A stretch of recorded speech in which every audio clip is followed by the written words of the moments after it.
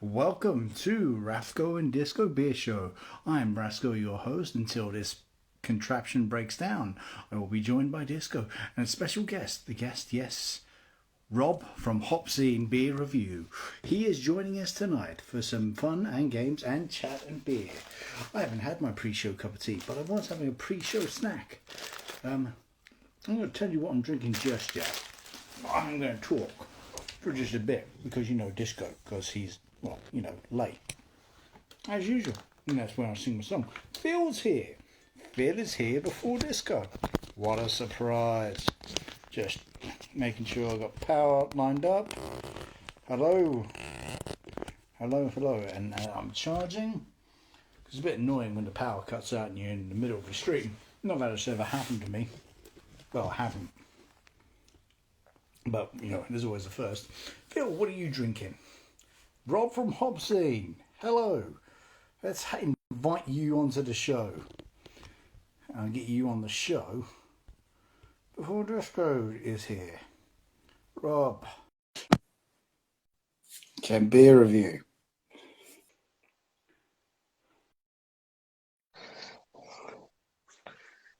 How you doing? Very good, mate. Good to see you. Just organising myself. Oh, that's right, mate. You're here. You're more on time than Disco is, so I'm pleased with you. You've instantly. Is that an expected situation? Is he always like? Yes, he is. In fact, he's just sent me a WhatsApp saying, "Yeah, I'm good to go." Oh, I'm glad you're good to go, mate. I'm here. So are you. There, mate. How's life been treating you?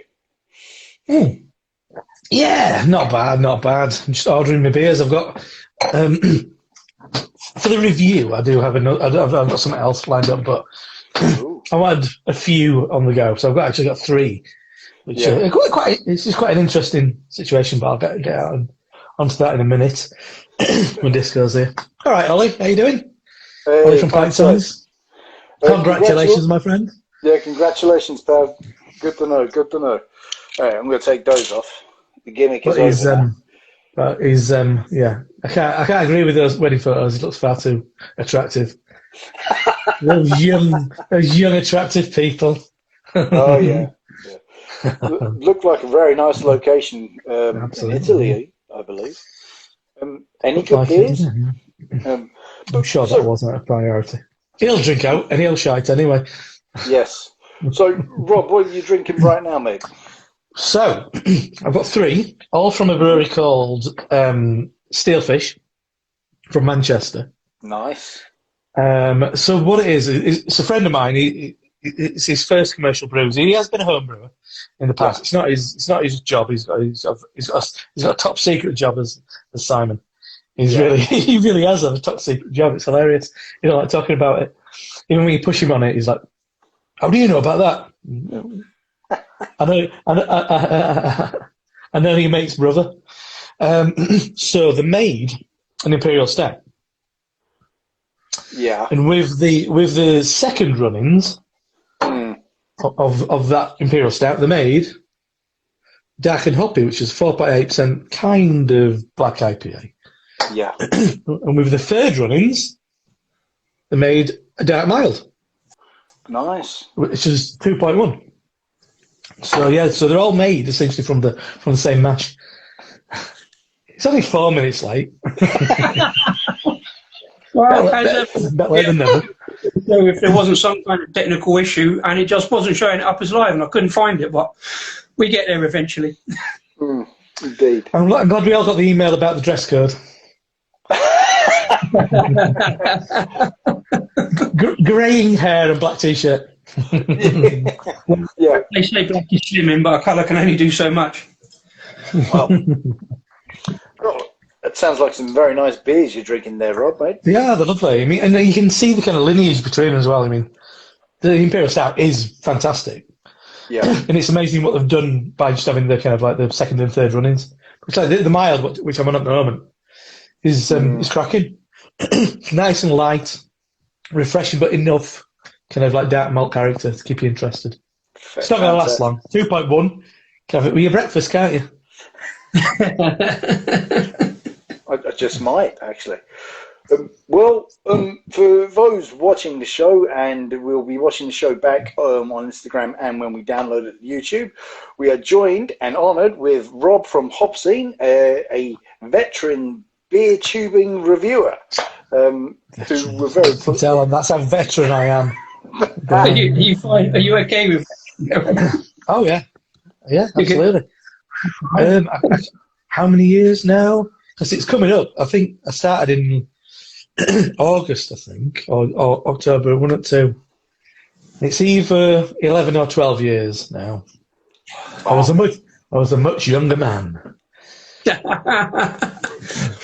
Weren't we all 12 years ago, mate? Weren't we all? Well, as we've got a special guest, I brought out the Grand Reserve. Oh, I am honoured. Yes. 2019 edition, whatever that is. Yeah, and I've got a nice little cork on top of it of Chimay, a nice Belgium tapestry beer, and yeah, I'm going to crack this open. I don't know what the percentage, 9%. So yeah, I'm going to crack that open and watch it spill all over me. Here we go. Ooh, nice smoke. Professional, sir. Professional. Yes. Oh, God. Ooh. All right, Rob, one of the reasons I'm really glad you're on the show is you can maybe teach us novice beer reviewers or beer pranksters how to do this properly, because I get a aroma, and I was watching one of your videos back, the pressure drop, really golden black.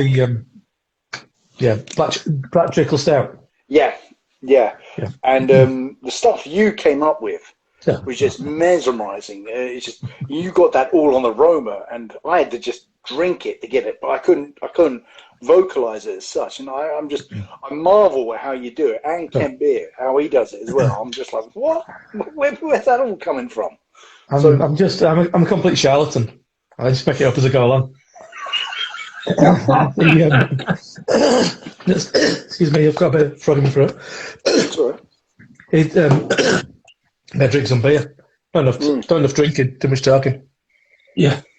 Fair enough. So, so I posted a big video yesterday when I visited a glass house with Harry.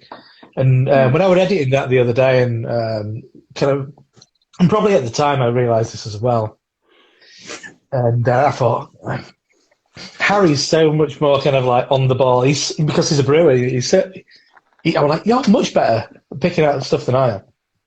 And I thought, well, my role in this partnership today is just coming up with all the silly stuff, all the kind of like ridiculous, slightly outlandish things that that I end up kind of like palming people off with. But so I mean, you've got to be. You've got to be. It's got to be a bit entertaining to a certain degree. And I think you've got to draw from personal experience as well. And I mean, it can become a bit tiresome. Fleshy blood orange, chocolate toffee caramel. they become kind of like you start boring yourself. I drink a lot of hoppy beer, and yeah, a lot of New England IPA can be a bit samey. So you can be a bit like, do I really need to review another New England IPA? Probably not. But don't stop me. But I think it's kind of like, I think those kind of individual kind of touchstones that you kind of like pull out. It's like one of these earlier. It took me back to drinking a brew called Wensleydale. I don't know if it's still around. And there used to be. This is like in the early days of craft ale, when it was all kind of like bottles that look like that, with a camera badge on it, and they made a lovely oatmeal stout, and it had this really. It's probably from the oats, but for me, it would kind of reminded me of being in Hebden Bridge on a wet day, and it was a smell of kind of like wet stone, and it's having that kind of like recalling things from your kind of experience. I think that's what makes it personal. That's what makes everybody, I guess, individually interesting is that it's not about kind of sensory analysis, like strictly. It's as much about kind of like having a bit of fun as all these things that it's Rob's Roman knows. It's genetically what can't remember. Can't say it's just over my thing. Yeah, so all he did really kindly kind of like mention me in a video a long time ago about the nose. I do have a sizable nose, so maybe that's part of it. And we all, mate. But I'm often quite congested, so yeah. therefore, I often the aromas aren't going up there because it's all a bit blocked up. But it's about focus. I mean, I went for a couple of beers this afternoon, but I was just enjoying it. I wasn't kind of picking it apart. You know, and I think you can have that you can do that amongst kind of like other people who are that interested in that way. You can do that to an extent. Like when we all met up in Bristol, I mean, you would comment a bit more on stuff, but it'd be more in the kind of like a joyful thing. It's like, I mean, it's a bit more that kind of thing opposed to going, all that kind of malarkey. So, I do tend to find beer tubers sometimes take it a bit too seriously and sometimes lose the fun aspect. Because I said it on Johnny Garrett's Twitter feed. No one drinks beer not to have fun.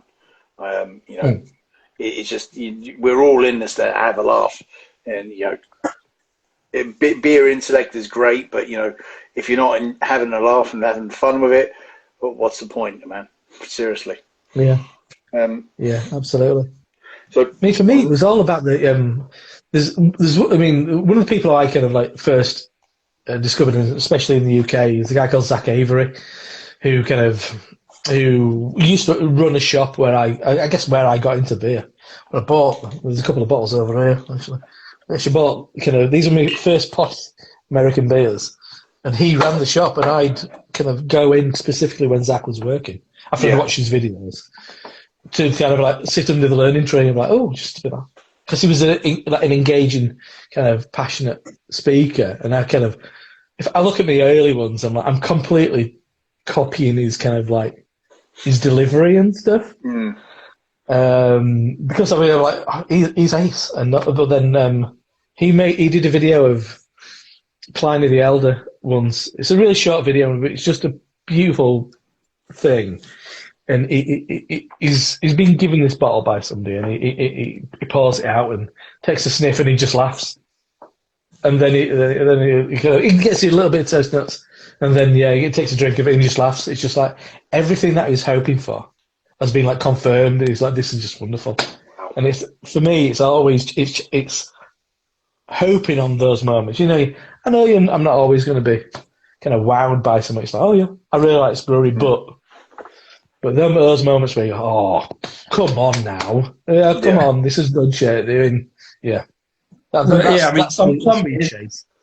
Some beers, that's kind of all you need. You just have that, I call it just a wow moment when it's just that good, and you probably don't need to know too much about the details. It's just wow. Usually a nice smooth stout for me, but... Comment from Phil, beer should be fun and to socialise. If you don't enjoy it, drink Foster's. No truer word has been said there, Phil. I completely agree. This is lovely colour, lovely kind of rubyish. It did have a slightly big head. I can't place the aroma because I possibly can't. Yeah, I can't place the aroma, but it's got this charcoaly scent on it. It's quite a bit tough on the tongue. It's really enjoyable. Quite fierce carbonation. A lot of Belgian stuff's quite fizzy, aren't they? Yeah. Even though it's a quad. It's not a very strong quad. It's like 9 point something, you said? 9%. So for a quad, it's not that strong. No, but I'm enjoying it. It may even get a Beer of the Year nomination. Ooh. Maybe. We'll see how it goes. It's quite a big bottle, but I've got a few others lined up if I feel the need. But see how I go in with this. But yeah. Rob, do you do like beer of the year nominations or anything? And if so, how many are you up to so far? It all kind of started a number of years when I was just writing. I had a text blog before I did videos. Yeah. That's why when I was taking a lot more seriously, and we do these things called Golden Pints. So they were something that kind of went on, and I kind of loosely do that, but that's like an end of the year kind of thing. I mean, as far as like tracking it, I've started doing this kind of beer of the month live stream. I mean, I don't do many live streams. It's like Harry from Blue Nose. I find it remarkable how he can have a one-sided conversation for about 2.5 hours without really taking a breath. I mean, I'm like, I'd be a bit lost of something to say eventually.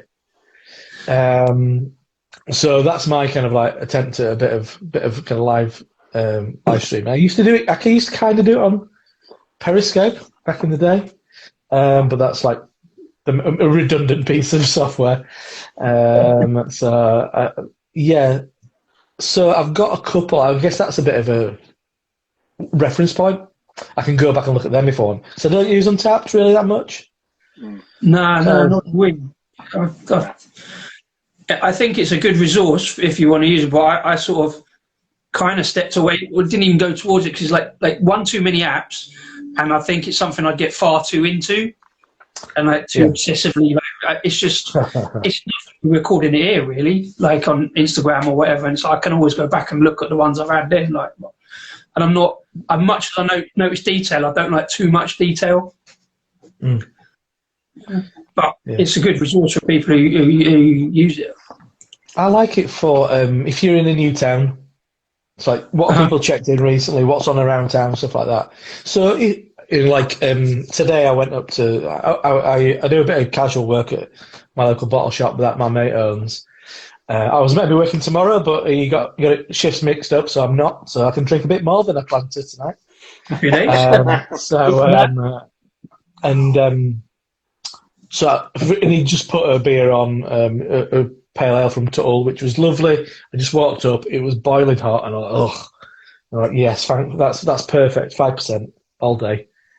And I checked that in because I thought, well, if people know that's on, then they might go and try it. So I think it's a useful resource in that sense, but it's the gamification of drinking, I don't think is a positive thing, really.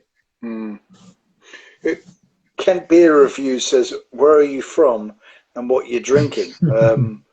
Or if he doesn't know where you're from, I don't know. I'm drinking Steelfishers DarkAndHoppy. I think that's for everybody in the comments as much as us, Rasco. I think he fully aware of that, but it's a good question. Phil says, am I drinking orange squash? It does look a bit like it under the lights, to be fair, but and it has a sort of consistency of that, but no, it's actually a proper craft beer. It's from Siren, and it's Squiggle Wiggle. Good name. Squiggle Wiggle, the hazy pale ale. Yeah. 4.2%. Often we get accused of not really doing pale ales that much, and I've been drinking a few more of them recently, so giving it a go. We got told once. We were at GBBF, the last GBBF in history, and we were bumped into an old friend of mine. Said, yeah, I've been following you all week. You do like your dark beers, and I said, oh, okay. And so we've made a conscious effort to try and veer away where we can, but we like what we like. I think the first stream we ever met, we declared our love for Titanic Plum Porter, and that was kind of our gateway beer in some sense of it. Which brings me to a question, actually, and I appreciate your beer knowledge on it, Rob. I sometimes don't know with beers, because when you get really popular beers, a brewery churns them out, and you're wondering, is the quality still going to be there? Are they doing their best to keep the quality? Or is it because my palate is developing and maybe I'm moving away from it because I'm convinced Titanic Plum Porter is not the same drink as it was, say, 5-6 years ago. That's a big question. I think it's a combination of both the things and more. Yeah. I think you've your palate's probably changed. What you like's changed. What you're drinking has changed because what's on offer is much bigger. I mean, when I started getting into beer, especially kind of British cask, well, British draft beer in general, like, I mean, there wasn't much keg beer then, really. It was like the early days of, blimey. Think of what keg had been knocking around. Not much. I mean, I saw some old photographs on Facebook the other day, and the two beers were. I was taking a picture of Magic Rock. That was on cask. Yeah. And one next to it was a Brewdog Dark Mild on cask as well. So I mean, that's the word keg wasn't really a thing then. So, but I think just the availability of what's around is much bigger. So therefore, I think quality in a lot of ways is better. I mean, seldom I'll go. It's not often I'll find a bad beer. Yeah. I mean, but then again, am I going to breweries and pubs and bars that I know are going to be good? Because maybe maybe that's more of an option these days. But I remember going, I'm sure you guys did as well, going to like camera festivals, and it's potluck. You mean you were hoping to find something really good, but you might have a lot of pretty boring stuff. So I think it's a combination of things, really. I mean, could be. I mean, what discos are drinking? I don't know if that's not in supermarkets, but there is some Siren in supermarkets. One even in my local Asda, which has got a horrendous beer range. And I mean, I guess if you go back even 5 years, getting anything any good out of a supermarket wasn't. I mean, it was a treat to find kind of a bottle of Tribute or something. Mm-hmm. So I think options now are much more. So again, that's it. And it's like if you were drinking Jaipur 12 years ago, I remember the first time I had it, and I'm like, blimey, that's something completely different. I really don't like Jaipur now. I really don't like it. Really? So what's changed there? Has the beer changed? Because I've heard loads of people say it hasn't. Is it just what I like? Last time I had it was cask. Yeah. In the Thornbridge pub in Leeds. Oh, wow. No. But then, go on. No, interesting you say that because I had it in cask in Southampton Arms 2 weeks ago, and great pub. But I have to say, I actually preferred it on can from my Tesco's, and I was like, "What the fuck? What's going on here?"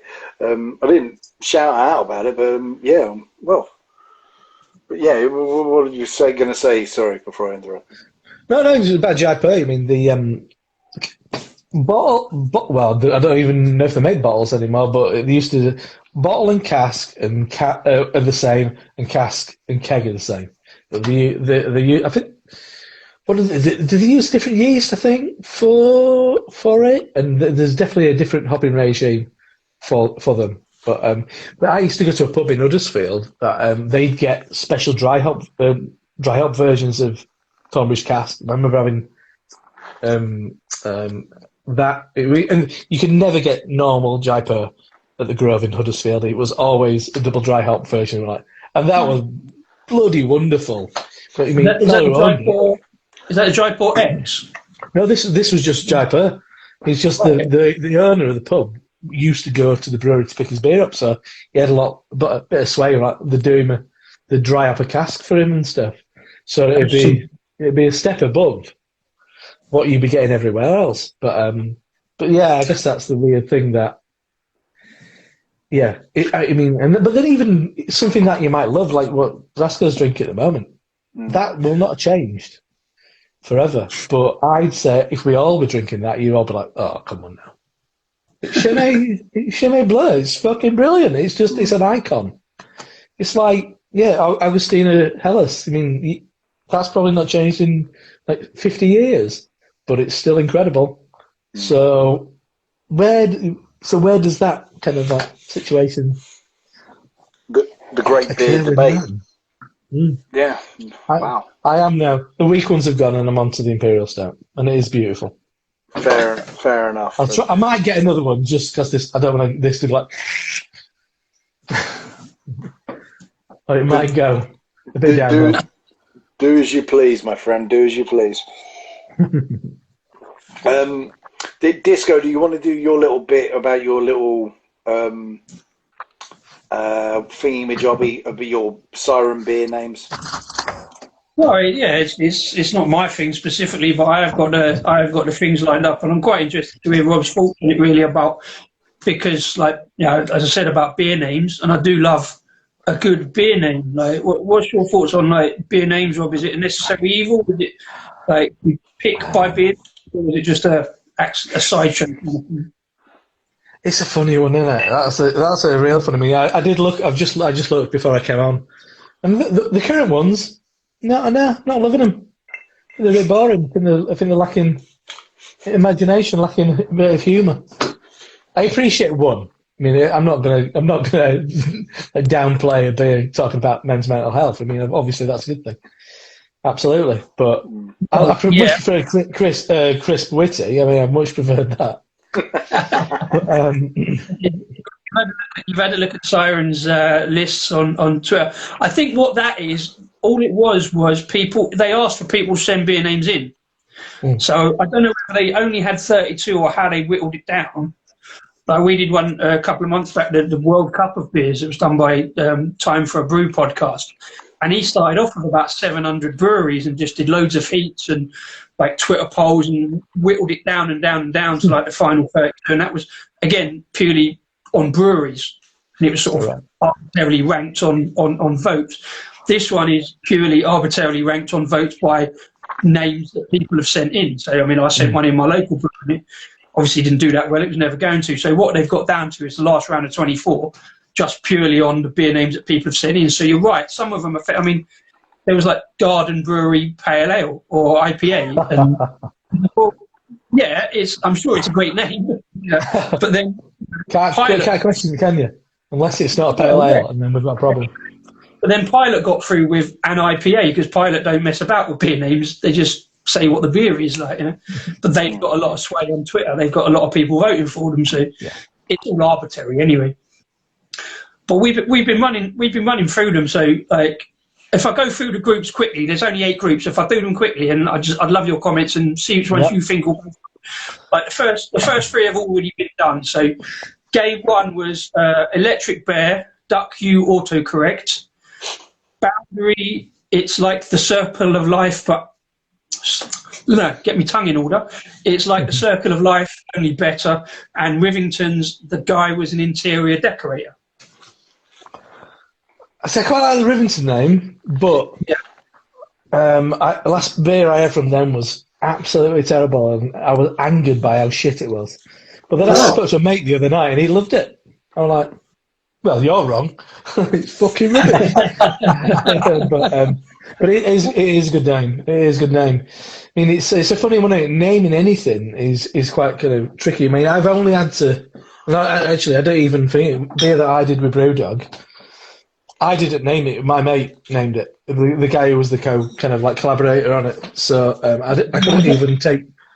It's called Dead Metaphor. It's called Dead Metaphor. Yeah, that should be nice. Essentially, it was. But you mean it was essentially that craft beer is a dead metaphor. There you go. The term craft beer. That was, and he's a much more intelligent man than I am. The beer was my idea. He came up with the name. He wrote the spiel, and as he I think he still does. He as a result, kind of just coincidence that he works for Brewdog writing. He's a copywriter for Brewdog. Well, on that note, go on. Just to say, on that note, the only two times the only times I've been involved in beer names, and it would be a great job if I could just sit writing beer names all day. But I was lucky enough to day about 6 years ago with Windsor and Eton and Pilsner Urquell in a brew pub in London. I'm not that good with maths, so I can't do the hop at this 10% at this time. So I just sat back and did the beer name, and they allowed me to go with Another Fine Mash, which I thought was brilliant, and I don't think anybody else has ever done it, and I don't know why, but I was quite happy with getting that on a bottle. Yeah, no, it's fun, isn't it? Yeah, Harry from Bluenose did one with for Mobley. Man Got Hop, I think it was called. Which was referencing some song by some band who what the young people know about. But so Harry did that one. So out of them three, in that first round, Duck You autocorrect went through with 67%. So it is good. It is good. Yeah. But my autocorrect words are usually different words to duck. Oh no, that'd be fuck, wouldn't it? Sorry, I'm just catching up. Just catching up. Game 2 is quite an interesting one. It contains Weirdbeard's Sweet Child of Pine, Neptune's Melissa Kolsch, and Turning Point Big Beat Manifesto. I think first one. Melissa Kolsch. Well, I would have thought Melissa Kolsch probably, but I'm quite pleased to announce, because it's one of my local breweries, that Weirdbeard Sweet Child of Pine went through with 54% on that one. Good musical reference. But that's a bit of a stretch, you calling Weirdbeard one of your local breweries. That is a bit of a stretch. It's the third nearest one to me, probably fourth nearest one to me. I don't have a lot around here, so I have to claim whatever I can. It is about 8 miles away, but... Closer than me, so I'll give you it. And you've got breweries just up the road, so you're spoilt for choice. I've got a brewery about 50 yards from where I'm sat now. Yeah. There's my flat. There's next door. There's a small kind of cul-de-sac, and then it's Saltaire Brewery. I could lean out my window. You could see it. I could dangle my tripod out of the window. I'm not going to do that. And you'll be able to see the brewery sign. I was chatting to the guys at Weirdbeard, and when they set up in 2013, they was looking at having a railway arch, and there's the railway literally near my road.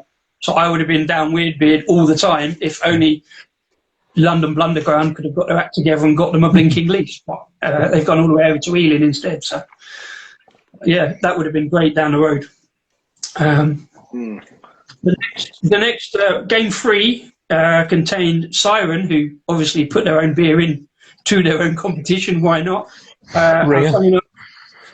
Siren's entry was Squiggle Wiggle. I don't know if that's their best beer name, but I don't know. Maybe I think somebody probably put it in for them anyway, so they went with it. I don't know. So I had to pick up a can of Squiggle Wiggle last week. I got this actually from Trembling Madness, funny enough, because I didn't Trembling Madness order, and it was there, so I thought, well, I'll get that in for it. I used to get Trembling Madness maybe 4 days a week. So I in theory, I work in York. I work for a company based in York. So I used to go to. It was something to do on my lunch break. So I go and have a look. So what new stuff they've got in. So yeah, my videos have been used in training for members of staff at Trembling Madness. When they open the new one, you go down because the original was a tiny little place. The new one's over like 4 floors, and the bottle shop's in the basement. And the first day that opened, the bottle shop, walked downstairs and he had me on telly. You got a big screen TV. I'm like, get that off. But no, it's an amazing shop. I mean, lockdown's been. I mean, they always did well, but they weren't an online shop before lockdown. Yeah, They're probably the best at the moment. The range is ridiculous. Prices are so good. Yeah, absolutely. And to be fair, the delivery's pretty good. I mean, they're using parcels, but everything I've had from them has just turned up the following day. If you get it in by lunchtime, it's there the following day. Yeah, it's great service. Good packaging as well. Yeah, the box is good. York is one definitely on the list that we've got to go back to.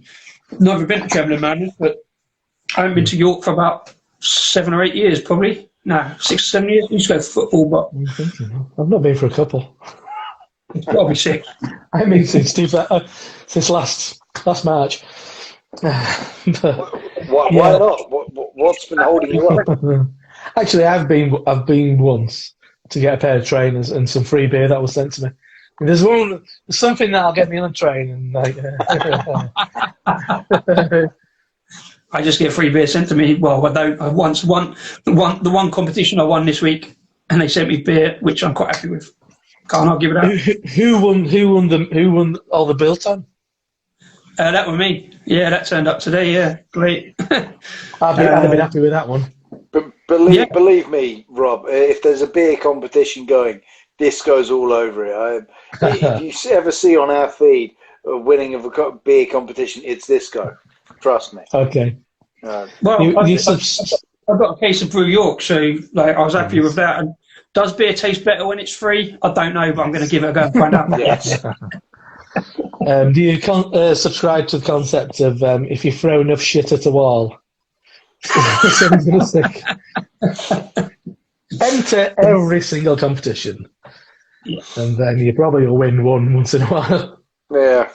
Some competitions I enter because I don't want to win that beer, though. It's not like a blanket. Like I'll enter fucking everything. Anything. Yeah. I didn't 78 cans of Foster's. Well, go shot. I didn't enter the go shit competition this week. As much as I don't want that Tiny Rebel beer, that barbecue stuff would go. I won't turn that down, even though I've not got anywhere to use it because I live on the second floor. I didn't enter that. I specifically didn't enter that. I should have probably, but should have got over myself. Disco, no. Phil says, "Am I a vegetarian? Can I send him the biltong?" Funnily enough, no, I'm not a vegetarian. I was quite happily munching the biltong, and it was like the beef. It was very nice. So. It's perfect beer for biltong, I find, because all the high protein. I completely agree. Yeah, I mean, whenever I'm at GBBF, well, many years ago it seems like, I always go to the biltong stand to just get me through it, keep me going, and it's just fantastic. I love biltong. My ultimate beer snack is biltong. Yeah. Biltong and a dark beer. Oh, now we're talking. Yes. I like it a little bit soft. I like it with a bit of fat on as well. Not too dry. Bit of fat on it. Yeah. Wet and fat. I used to make my own biltong, come to think of it. I'm remembering that. Yeah, I was going to say, you stopped that. Why have you stopped that? Why have I stopped it? Good question. Fuck. Why have I stopped that? I should do that more. Get on it, Pascal. Get on it. You've got plenty of time at the moment. Let's quickly go through these other rounds. I mean, it doesn't matter. We get sidetracked. It's fine. But so round 3, Simon Squiggle, Fallen Acorn. Have you got any samples? And 5 points. It's barley wine. I mean, everybody loves Paul Gregg, but I mean, the have you got any samples? Is a very good name. You can't really question that, can you? No, exactly. That's why it went through with 56%. So. I'm just trying to be wrong. It's all going a bit wrong. I mean, kitchen. Right. There's my fridge. Yeah. There's a bit of the beer. Nice. Tour of Chateau. Put it down. You're going to get an unfortunate shot of my groin. There we go. Well, you got to be careful because Beer Review claimed he was stalking you earlier. So in the comments, so careful showing your groin. I don't know. No, I think that was in response to you saying about the bloke following you all week at GBBF. He said it sounded like a stalker. To be fair, it wasn't a bloke. Oh, okay. Yes. Well, it was actually a friend that you met at a house party many years ago, which we won't talk about. I think we do want to talk about that. I want to talk about it. We'll tell you what, we'll tell you all about it when we meet in person. It's not something we want to record online. Let's say no more. Phil is saying, love this, laugh out loud, more beer than food in the fridge, proper bloke. There you go, Phil. Yeah, absolutely. You got to eat the food, don't you? You can go out and buy more. you can always go out. There's always something in you can eat, isn't there? But I mean, you got to have your priorities. Yeah. So, Rob, if you just to tell us a bit more about the viewers about yourself, because I've done my research. How does a guy going from blogging Yep. to interviewing, Beavertown, having dinner with Brewdog, Brewdog boys, and tell you some stories about that. Yeah, hanging out. Well, with have you seen the Paul video Jones. where James has nicked me thingy? Nicked me camera when I went to the toilet? No. That's a good video, that. Sorry, go on. I interrupted. So how does a guy just doing blogging go to doing that? And you met Paul Jones a couple of times, haven't you? Yeah, no problem. Yes. So, the text thing started from it all came out of Twitter. So there were a meetup called a Twist Up many years ago, organised for Sheffield, and kind of around that time, me and my mate had been to an event Flying Dog had done in Leeds. Anyway. And we kind of on the Twist Up, we kind of felt a bit like, as it came close, we felt like a bit of a charlatan. Really, we just not doing anything. And as a result of that, we kind of decided to write this text blog. So I did that for a number of years, really. I mean, and that kind of took me in various kind of directions. But it was just a friend who I met who was a writer, a good writer. I'm not a good writer at all. He used to write for, interestingly, he used to write for, do you know Mix Mag? So it's like an old school kind of like dance music kind of magazine.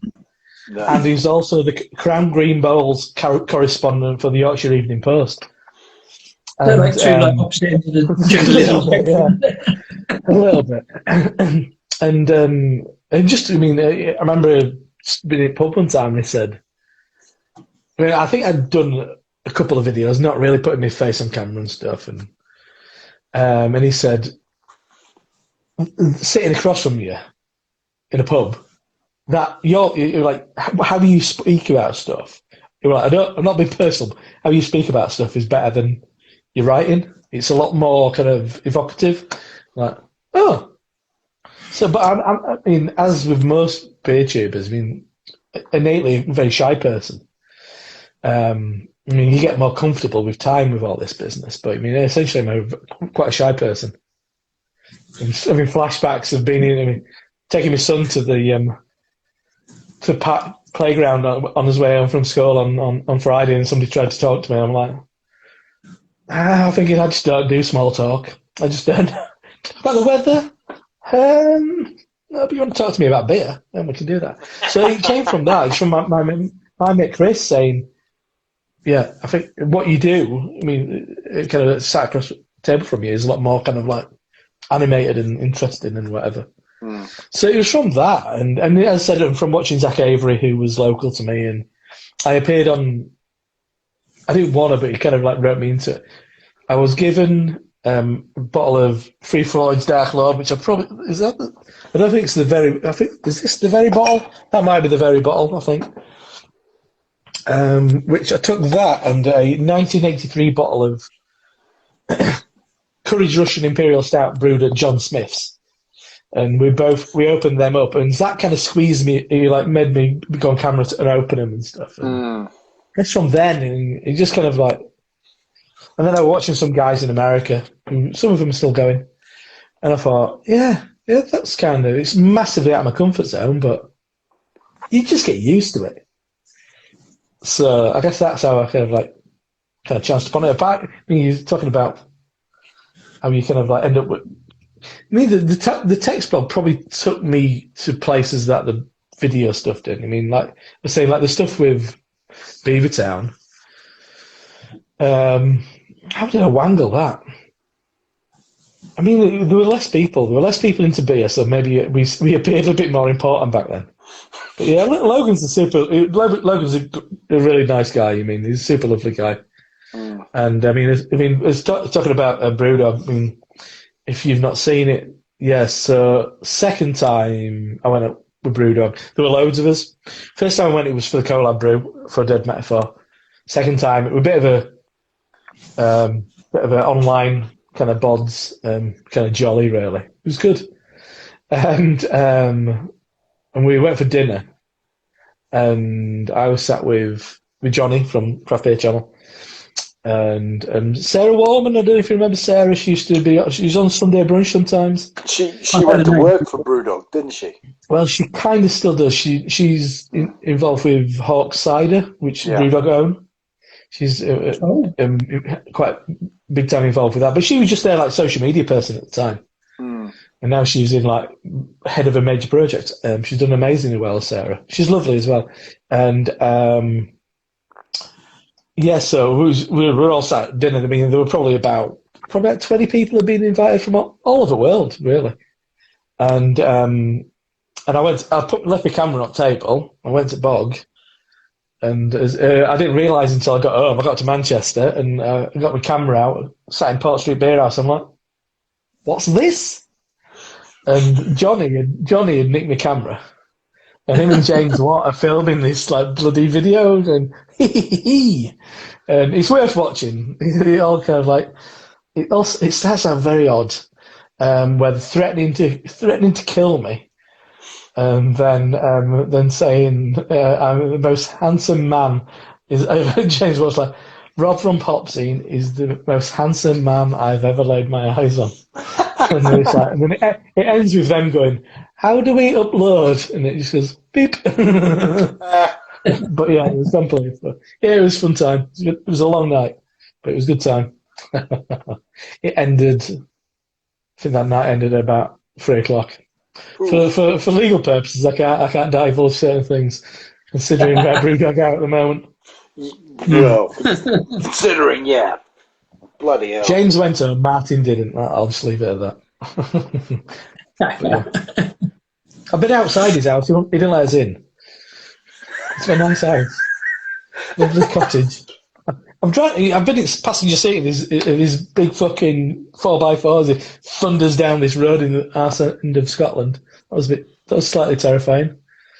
But yeah, he's a funny guy, James. I don't mind James. I mean, I can criticise him, but I mean, in certain if you get him alone, he's a decent guy actually, but he's also like the evil overlord of craft beer as well. So, will they around, Bob? Do you think, from what you know of them, and do you think they'll? Well, they're a completely different beast now. I mean, I was listening to a podcast earlier today, and they were talking about. I mean, what you mean? What that they're not that anymore. They're not that. They're not. They're a commodity brand. That's all they are these days. I mean, the beer. I mean, I went to a bar just as lockdown opened up this time, and I went, and it was a really bad experience. I'm like, fuck Brewdog. Yeah, it's the trappings of big business, I think. Yeah. When you say commodity for sale, or will they keep going? They would have sold ages ago if they could have, but because they were all their kind of rhetoric, the brand dies if they sell, even though they are owned by like a third by a venture capitalist company. If they'd sold to like Magic Rock, my mate was the founder of Magic Rock. I mean, if they could have sold to Lion for X amount of million, Brewdog they'd do it tomorrow. But I said, all their kind of like crazy fans, and they exist if you go on Facebook. All these like blinkered, vehement fans, you lose them straight away because all that rhetoric means nothing anymore. So if you have 50 million in the bank, do you mind, or do you start something else? Yeah, no, true. Well, you just put out a statement saying, "Oh, being a businessman and entrepreneur, I have to keep my passions alive, and I have to look forward to what my next passion is. It's been a great experience being part of craft beer, but now I want to find the next adventure." Something like that, maybe. Yeah, absolutely. You've already thought about this when we sell Rasco and Disco to EB and Bev for least £1.73. Buy a bag of chips. Really? Share them. Maybe. You're London, so maybe not. Yeah, no, mate. For 173, I think we'll buy ice cream, and the small one at that. You're lucky. But yeah, it's like my mate Richard was the founder of Magic Rock, and he sold a brew for an undisclosed amount, but I've heard numbers, and it's a lot of money. But I mean, Richard, last time I saw him, what he was talking about, he was more a philanthropist.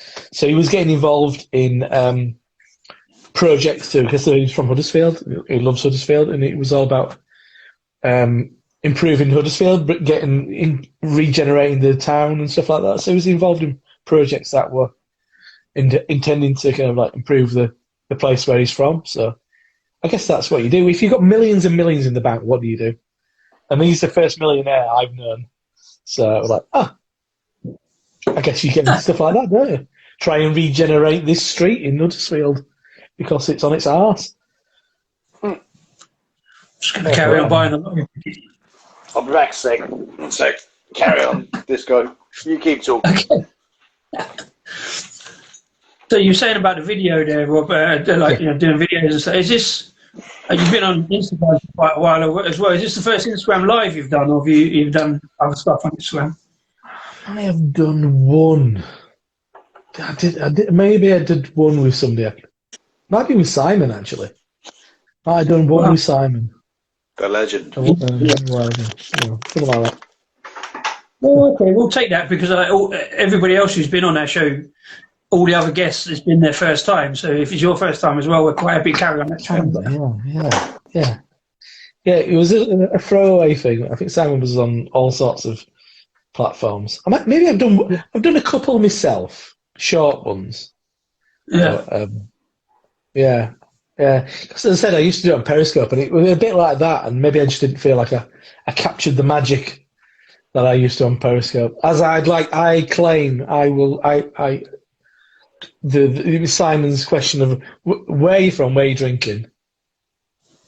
He used to watch my Periscopes, and he completely nicked that off me.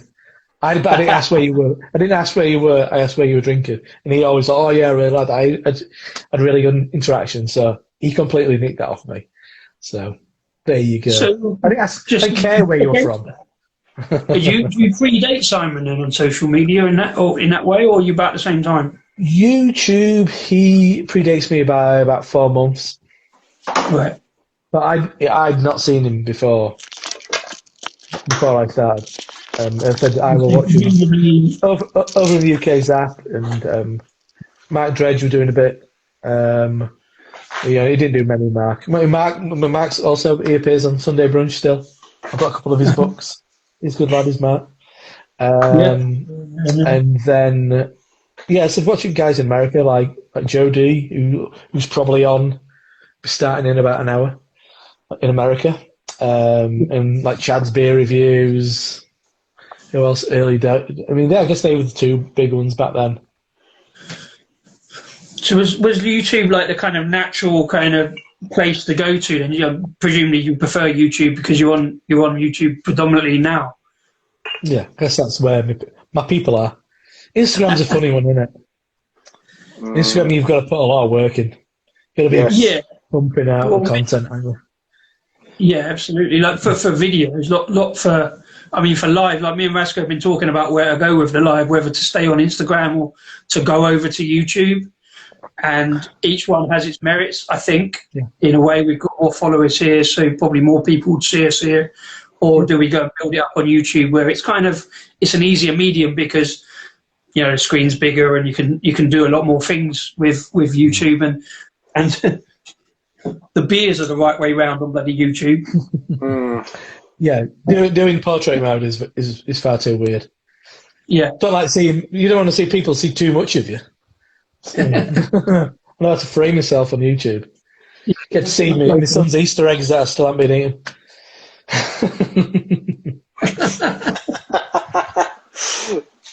Oh man! So, are you down in London for any of the beer festivals, Rob? for Brew London or London Craft? I was invited. My mate, who owns a shop where I do some casual work, he's going down for Brew London. He invited me, which I'm a bit bad because it's a trade show, and the kind of breweries that you get in there, maybe I'm not that kind of bothered about. So, but it would have been nice to see my mate who was down there because it's his birthday. But yeah, London Craft Beer Festival, that was going to be a thing, but I was maybe at Bristol. And then I'm maybe going to be at Manchester. And it just all seems... I'm really not convinced any of them are going to happen. And it's the money you put in there. I mean, I put in... It's over £100 for 2 tickets for Bristol. And then it got moved to like end of August. Oh, well, that's no good. It's a long way to Bristol from Shipley. And then they were saying, oh, well, we can't give you a refund, but we can transfer it to either next year or to a different festival. So I was going to get moved to Manchester, but is that going to happen? Because that's on the 21st, I think. So, and Craig's up for it, and so obviously I want to go see Craig, but I'm just not convinced that's going to happen because I've got tickets to Hopzine, which is in Leeds at Northern Monk, and that was meant to be starting next Friday. That's been moved to the start of August. I don't think any festivals, but London is in August, isn't it? Yeah, mid-August. Mid-August. No, but the venue's so enclosed. Really? I'm really... Yeah, if it's still at Tobacco Dock, I didn't go, but I saw, like, footage from it from the other guys going the other year. It looks great, but I'm just really sceptical. And in London... What happens at the Yeah, but they'll move it. But I'm booking a train ticket and a hotel. So it's... You sort of got to go with the faith and just hope for the best, I suppose, in a way. But then, what do you do with the tickets if you can't? Is it like? Well, that's it.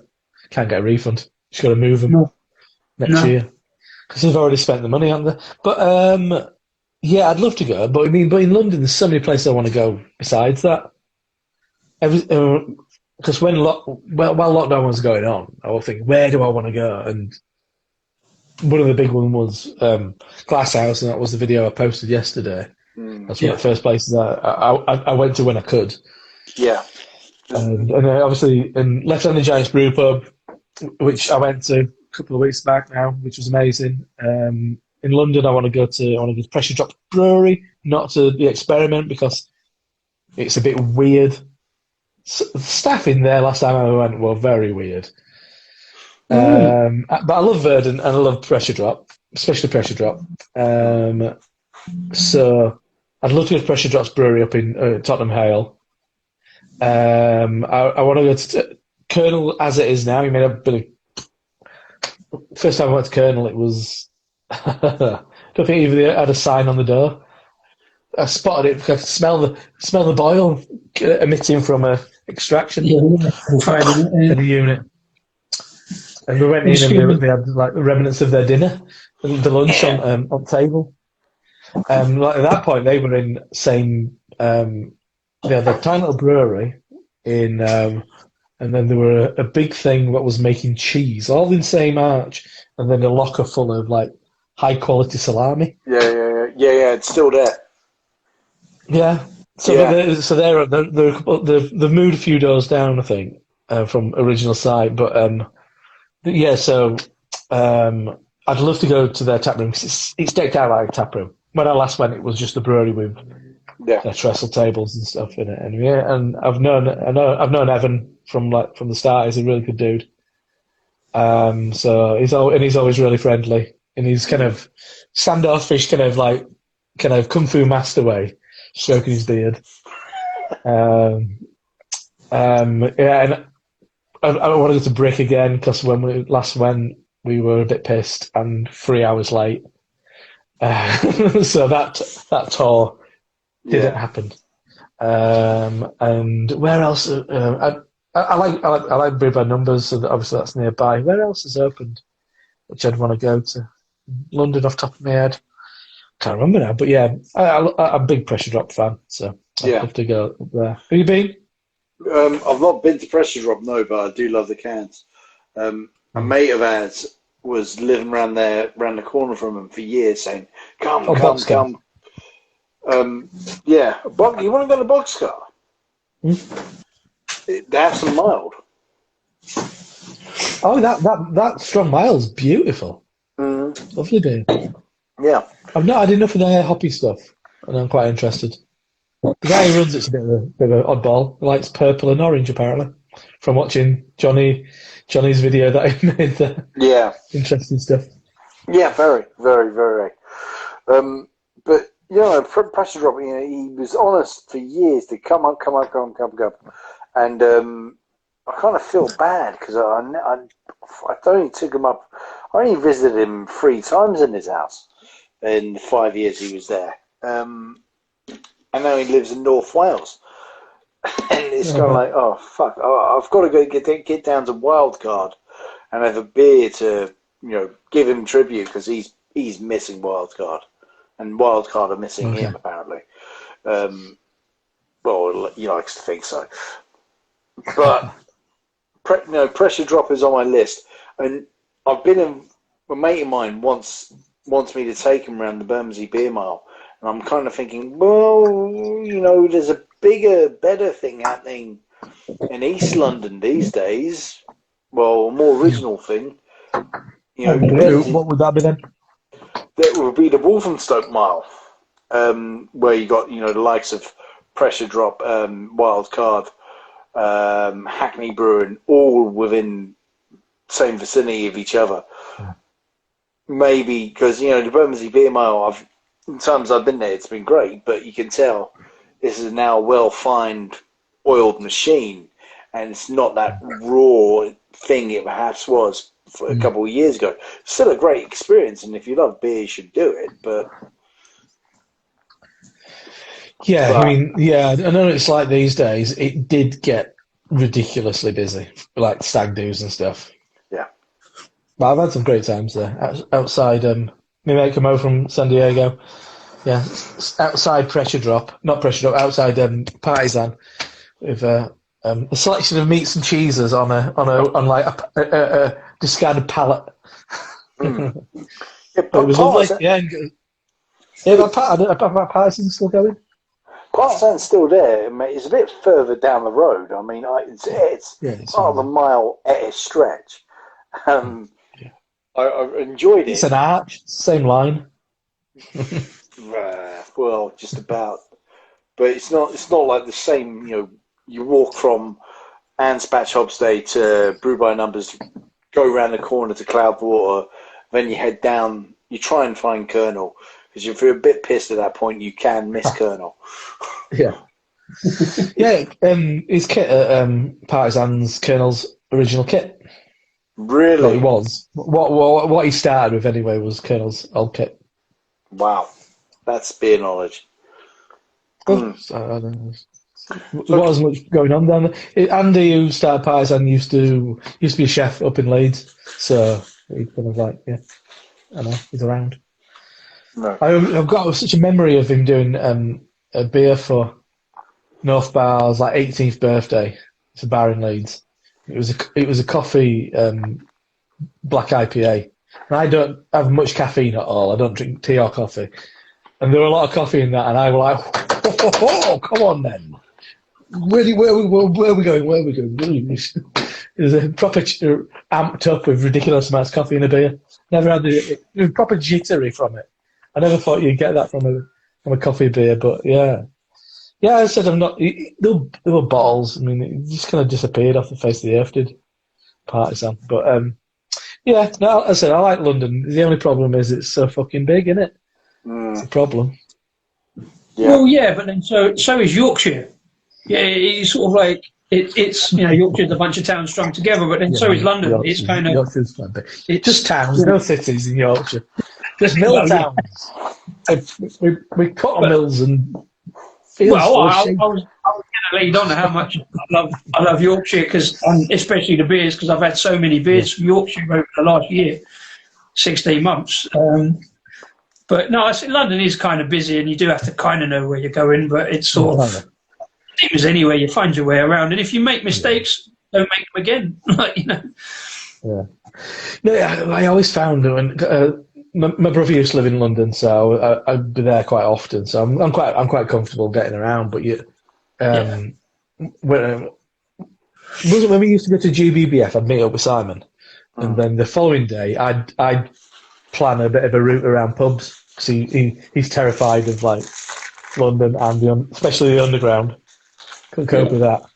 So I'd pick and I'd always pick oh well, if we go around this area, we can go here and here and here and here, and we've got until like 4:30, well, maybe about 6 o'clock. So make the most of this time. I think that's always been my approach to London: pick an area, make the most of it, so you don't just spend all your time sat on underground or on a bus. This is the thing. I mean, obviously, I'm used to the underground and buses, whatever. But I've lived in London all my life, on and off. But there's still bits of it that I don't know. You don't know. You have to. I always think it's the sort of place you do have to know certain places, like where the best to go and stuff like that. And then you sort of find the rest out. But I would probably have the same problem in like Leeds or Sheffield or whatever. You know the main. I think Leeds is great for it. I mean, I'm biased because it's my nearest. Well, Bradford's nearest, but it's not as good for beer. But I mean, Leeds, it's a 60-minute train journey, is Leeds from here. And everything's so walkable.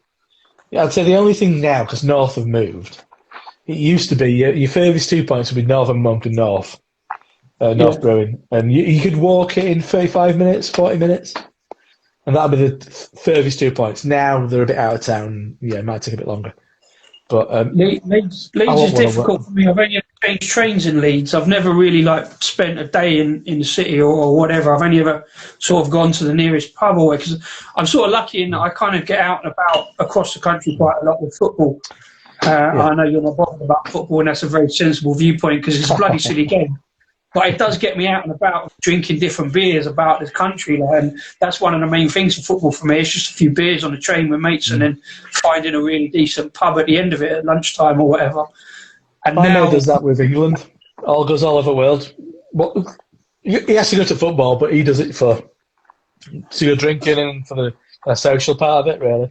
Him and his brother go, and I mean, they've been all over the place.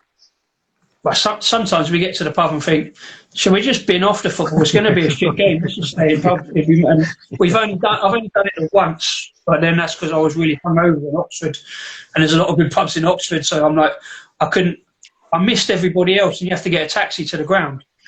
And it's like I can't face a taxi ride. I'm proper hungover. I'm just going to stay here and live off the Wi-Fi. And I could actually watch the game on my phone. Yeah, so I just listen at radio. Up, warmer in here. We lost 2-0, so I won in the end, Absolutely, there you go. Yeah, I guess Leeds is a great place. I mean, as far as there were always this thing between Leeds and Manchester that we've got the bars and they've got the breweries, which maybe. I love Track. I've got very mixed feelings about Cloudwater at the moment. But when why is that, Rob? That's okay. How long do you want to stay on this? But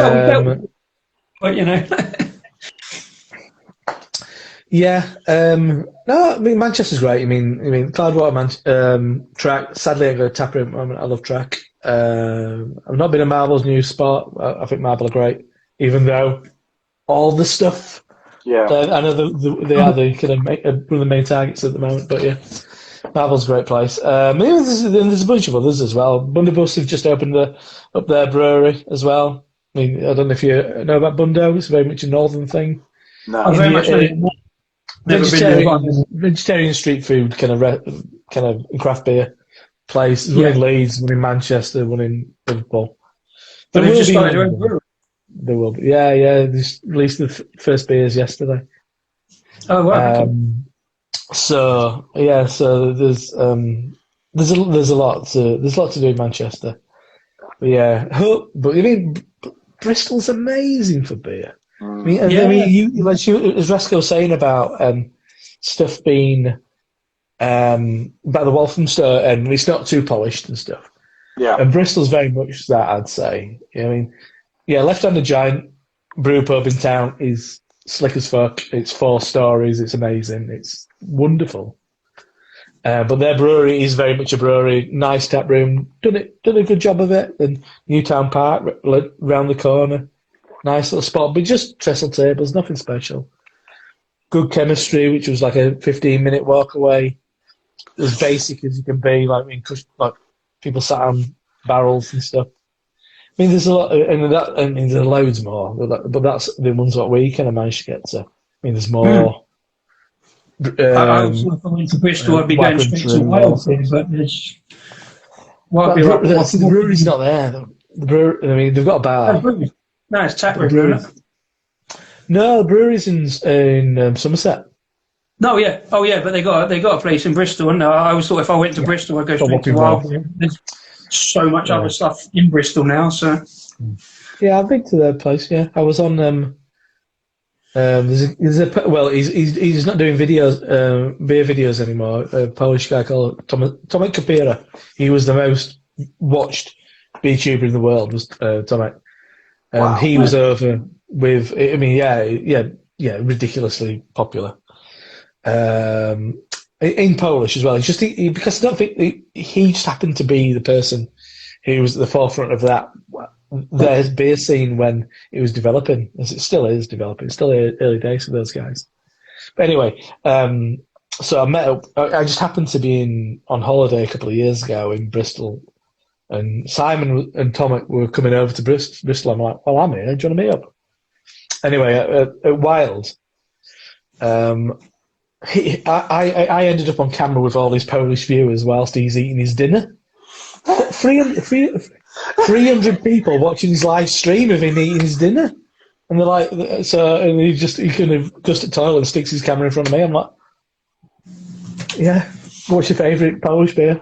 Yeah, well, I've had a few, so I could say a bit, but I'm like, I signed an autograph that night. It was a very strange. in his book, in Tomek's book, it was very odd. Me, Simon, and him. I'm like, Team, why do you want me to sign this book? Yeah, I'll sign it. Ridiculous situation. But yeah, that was in Wild Whopping Wharf. Yeah, it was kind of like deer in headlights. Was there 300 people just waiting for me to say something while this fella's tucking into his fish and chips? Oh. Very odd. It's a great spot though. It's like right on the harbour. It's a lovely spot. Yeah. You say what? Bristol's the new hotspot for beer in the UK, or? Pardon? Would you say Bristol's the new hotspot for beer in the UK, or? Yeah, one of them. I mean, I think it's a bit. It's a funny one, isn't it? I mean, it depends what you like. I think now, for me, it's which of the breweries that you really want to go to. For me, it was Glasshouse. I wanted to go to Glasshouse. I love Glasshouse, and as it turned out, I mean, well, Harry was going back to see his parents that weekend. I'm like, oh, I had a free weekend, so I come down and meet you. Welcome to Glasshouse. Yeah, I love Glasshouse. So I think Birmingham's a great place. As I said, Leeds is great. Manchester, London, Bristol. I think they're your kind of shining light. Sheffield's fun. You drink a little cask. Sheffield's a great place. You kind of got me thinking though, with regards to London, because London is so big. You should maybe divide it into quarters. Yeah. It's arguably is East London better? Is West London? Because West London and East London, in terms of breweries, are totally different. Really? Oh God, yeah, they're different ball games. Like, I'm going to use numbers. Well, yeah, numbers in West London. Mostly because, well, yeah, they haven't got the right culture, and maybe it was more affordable a decade or so to set up in East London, just before the Olympics. Setting up anything up in West London is, pretty impossible unless you've got a few million quid in the bank, if I'm honest. Yeah. I think if you're going to talk about London in terms of breweries, you have to divide it into cores. I'm down in the suburban south in Croydon, which many argue isn't London. And I've got a couple of good breweries not too far. I've got Anspach, Hopzine, Signal, Kronks, and I forget their name now. And they were on the radio recently. Coalition, yeah. Yes, Coalition, who are based in Signal at the moment, but may not be for much longer. But I think for me, my town, Croydon, there's huge potential for brewing culture, because they're not going to be able to stay into the zone 2s, the zone 3s of London for much longer. They're going to be priced out. I mean, Colonel, on the business model it's operating on, I don't know how long it can stay where it's at, if I'm honest. Yeah, no, Colonel, they don't have those kind of aspirations. I think they just take pride in what they do.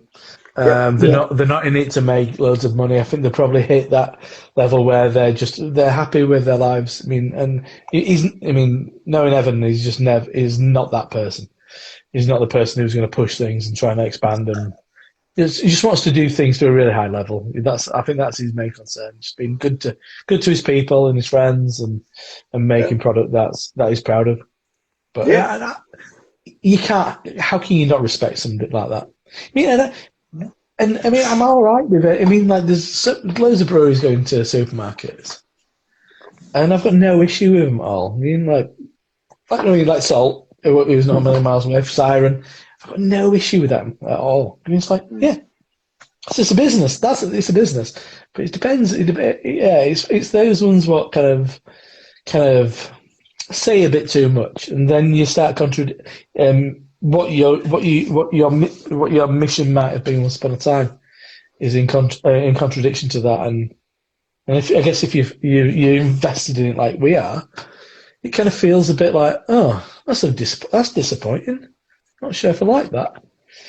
So, one of the things that annoys me, I agree with you about breweries going into supermarkets, but one of the things that does annoy me about it is, and I guess I know why it is, you get breweries that go into supermarkets but also have those beers on their web shop, but not at the supermarket prices. If you're going to loss lead in that way, why not loss lead it on your website, and then you get other people buying, because you get more sales. And I think of a couple of examples where I've looked at websites and think, well, I mean, I don't want to go. I haven't been down to the supermarket and bought it, but it's like, I just find it a bit annoying. You can buy North cheaper from Trembling Manors than you can buy it from North, though. So where's that? That doesn't make any sense, does it? Really? So not really, no. I mean, but then they get accused of price fixing, I suppose. I don't know. Probably. It would just be easier, and then surely they'd make more money as well. Yeah. All right. Okay, fellas. I've now finished the Grand Reserve. Wow. Well done. Yes. Thank you. It turned out the camera work was deceptive, and actually a Magnum. I drank a litre and a half of What was that? Was that 750 you're asking? Yes, mate. Yeah, cool. Put it this way. Yeah. Do you drink all the sediment as well? Yeah, well, no, there's a little bit left. Hang on. You're going to be up in the night. No, that was absolutely gorgeous. Absolutely gorgeous. Next. Well worth the 10 on it. I wish you'd have drank it out of a pint glass. Of quad. It would have gone in 30 seconds. Disco knows I drink too quickly. All right, I've got salt. Hello. Hessian. Lovely. I love Hessian. Yep. Great All right. beer. Or I've got the Anspach Pineapple Goes. And especially on Hob Day, that's not fair to the co-owner. Sorry. Alan Hobday. Yeah. Gary Eco, Hobday. their Pilsner at 5.5%.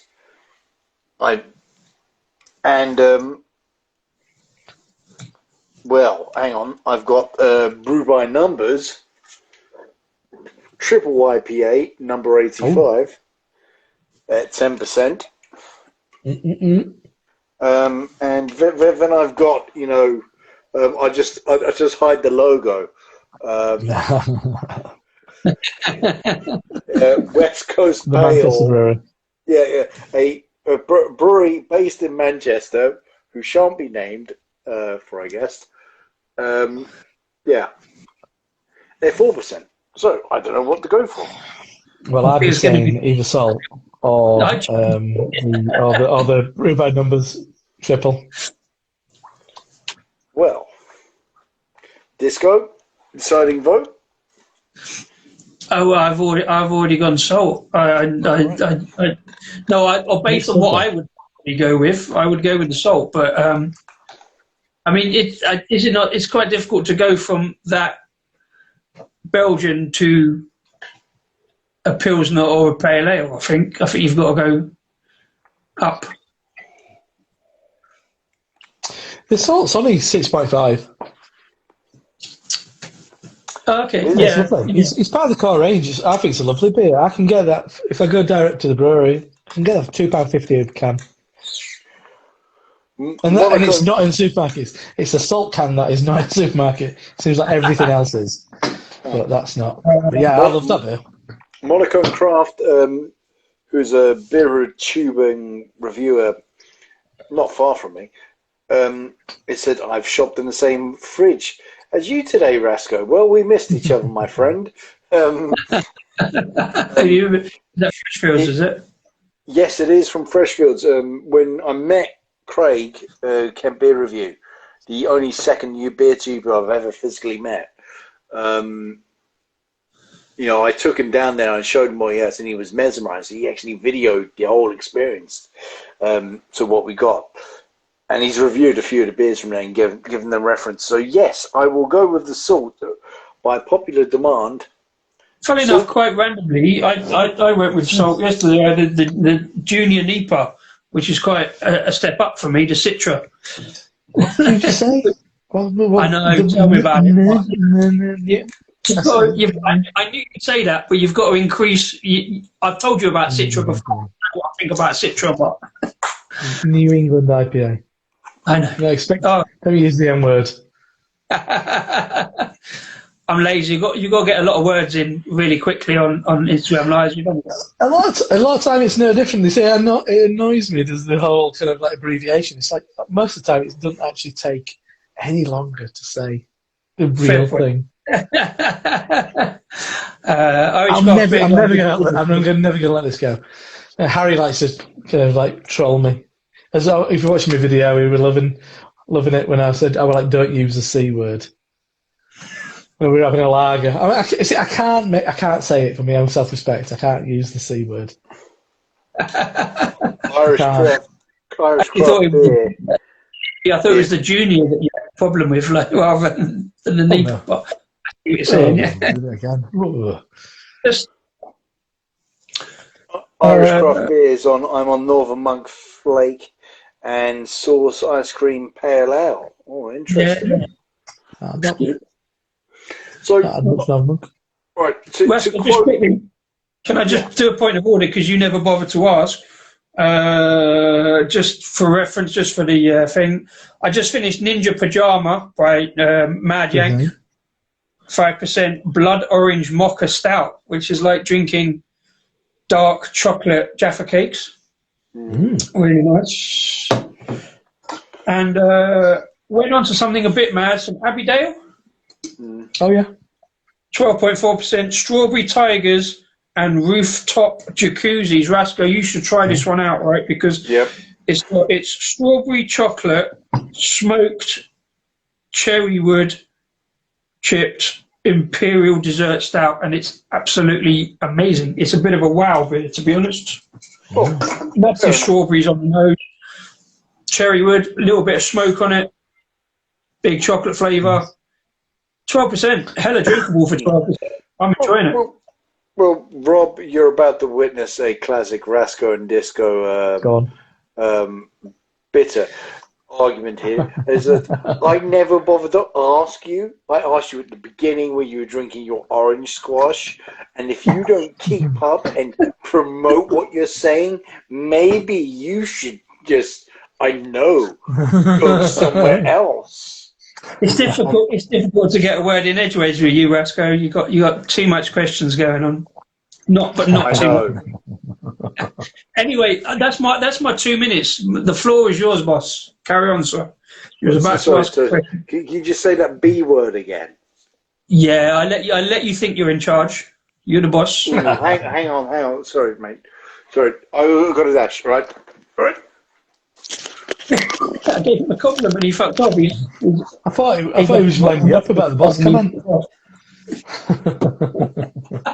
I am currently from Glasshouse. Yep. It's lovely. Cool. Mood Indigo IPA Citra Amarillo Columbus. It's very nice. 6%, 6.1. Sorry. Very nice. I like Glasshouse. They've got the kind of new. It is very much New England, but you mean look at that. I mean, that's not that turbid. That's not kind of. It's pretty pale and pretty well. Also, you can't really see me through it, but I mean, it's not. It's probably as like fruit juice as that Wiggle Wiggle was just now. It's probably it looks a little bit fruit juice, yeah. So I mean, I like the strike a nice balance for me. I mean, it's got drinkability is great.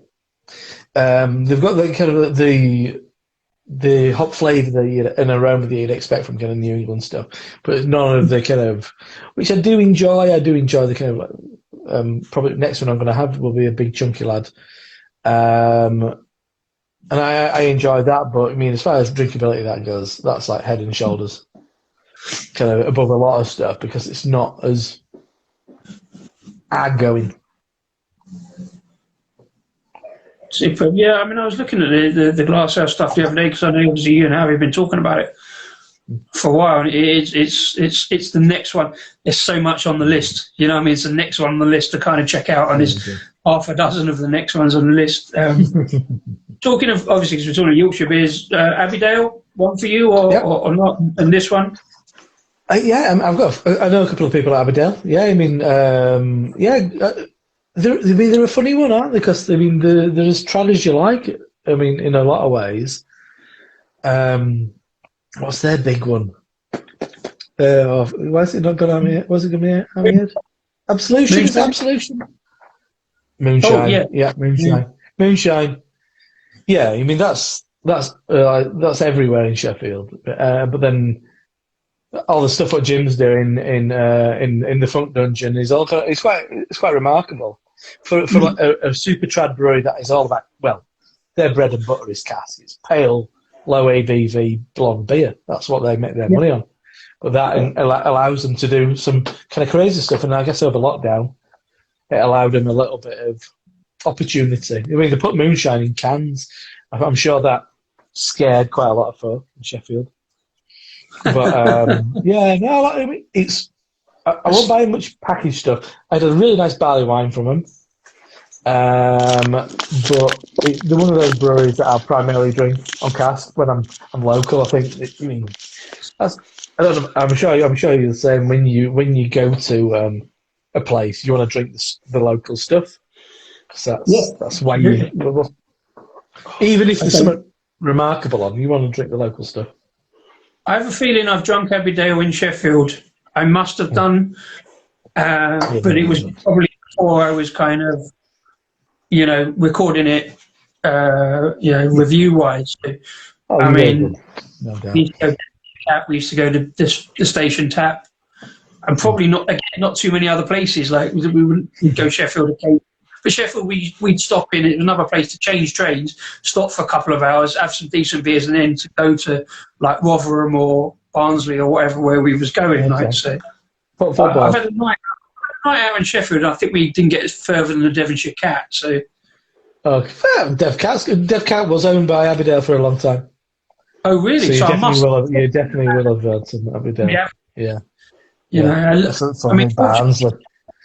You've had a night out in Barnsley, have you? No, Barnsley. I've got to. I've got to have a night out in Barnsley because I follow a band from Barnsley, and they play in Barnsley a lot, and I love them to bits. They're called the Bar Steward Sons of Valdunican. I thought we were going to be probably with Saxon. They played with Saxon. Yeah, I only know Saxon through the Bar Steward Sons of Valdunican because the guy from Saxon did a collab with them. But they're a parody band. They take all other bands on and just mix them up. But yeah, I do need a night out in Barnsley. My half my family are from Barnsley, so okay. Very much. There's nothing more Yorkshire than being in Barnsley. If you want proper Yorkshire, that's the place to be. I know quite a lot about Barnsley now from following band. Oh right, cool. It's a great place in Barnsley. Do you know Kipper Jackson? It's all right. Do you know Kipper Jackson from Barnsley? No. It's a song, though. Vasco, go on and tell me about Salt. What you've got on there? This is fucking heavenly. There's no other word. Though. Yeah, it's my God. Disco, have you had this? Because this is right up your street. Absolutely, I saw it. I was looking on Salt the other day because I had the New England IPA. So I was looking on Salt's website, but yeah, it does look pretty good. Mate, you would, I think, love this, Vasco. You have to check out this Aberdale. Yeah, I mean, in terms of aroma, you can smell the coffee beans there, and when you hit your lips, it is just this lovely milkish coffee going down. Yeah, not too milky because some milky things just no good. They're just too milky and they go a bit too quickly sometimes. This has got a nice subtle bitterness to it. Very subtle bitterness, to be honest. I am loving it. Absolutely loving it. I want another. I'm going down my Freshfields. Big up the Freshfields. Yeah, it's quite a simple beer. But I think that what I liked about it is the coffee. The coffee profile on it it's so archetypal coffee for me. I said I'm not a coffee drinker, but it's kind of it's that roasty toasty kind of coffee. It's a nice coffee. It's not for some coffees can be a bit berry, they can be a bit earthy, but that's just kind of roasty and rich, and I really liked it. And it's a lovely kind of like malt profile. But I said it's not a complex beer. Annoyingly, they've not had it on draft up at the brewery. It's core range, but that I want to drink that on cask. Nice tight sparkled Yorkshire edge. Ooh, we're up for that. We're dragging that creamy edge. I see. Disco would very much know about appreciate the tightly sparkled Yorkshire ed, but you look down there, and your flat beer. Flat headless beer. What's going on? Actually, I do. I don't think. I totally agree with you. I'd absolutely get a nice tight head on it. Exactly, but I'm not sure everybody down here wants. I don't think they do. I don't think it's a sell. I don't think so. Come on. My mate from Newcastle. His wife carries a sparkler in a bag for him. He goes down south. Go on, get me pop sparkler on. All right. We're past the hour and a half mark, so we can go for a little bit longer. But I've just got some things to just ask you a bit more. Okay. You mentioned in your Glass House beer review that's where you hurt your leg, isn't it? It is, yeah. I've just taken my ankle support off, so we're getting a bit sweaty. Jesus, bit of horse blanket on that one. Oh, it's all vinegar crisps. But you mentioned all beer tends taste the same. You kind of mentioned it in tonight's. I mean, is that the same? Could you say the same about this beer? Because there's a lot of coffee bean. Yeah, I didn't say the same. Come on, no, I think that's it. I think that's a lovely beer. I said it. No, I didn't say everything tastes the same. But what about? It comes down to, there is a lot of New England IPAs out there. There's a lot of tropical beers out there. There's a lot of coffee beers out there. I mean, you tend to have to look for less is more and look for the less complexity of the flavour to find the uniqueness of it. Well, it depends, really. It depends what you're looking for. See, if you want, I love, obviously, I love hoppy stuff. Then my second kind of choice would often be kind of like coffee or chocolate stouts. That would be my kind of like, I used to love Founder's Breakfast Stout. That's why the beer that I did with Brewdog is a breakfast stout. Loads of oats, coffee, bit of chocolate. It's just my kind of thing. And you can go from kind of like extremes in that, but then, as I said, it's like what you're looking for. What kind of specific flavour profile is your preference? And I said, I think for me, I remember going on a holiday on like package holidays in the 80s with my mum and dad to Spain, and that was probably the first place I had coffee ice cream, and that kind of flavour memory of what coffee ice cream tastes like, and like. Just like coffee from like before coffee got posh, that is what I taste in Hessian, what you're drinking. But I remember having a Cloudwater coffee pilsner at Indie Man Beer Con about 5 years ago, and it was lovely. But but for me, the coffee had it tastes a bit like bean sprouts. So it's like just so massively different. And for a while, Brew by Numbers did a coffee beer event. So it wasn't just stouts; it was all kinds of all kinds of styles using coffee and beer. It was called Uppers and Downers. It's a good name. Coffee kind of it's got that bitter kind of flavour, hasn't it? So it works in beer when you've got like hop bitterness. And I guess coffee bitterness as well. But I, like you saying about coffee ice cream, I'd probably prefer the kind of more lactose-y milk stout coffee ones because it kind of has a smoother kind of coffee flavour.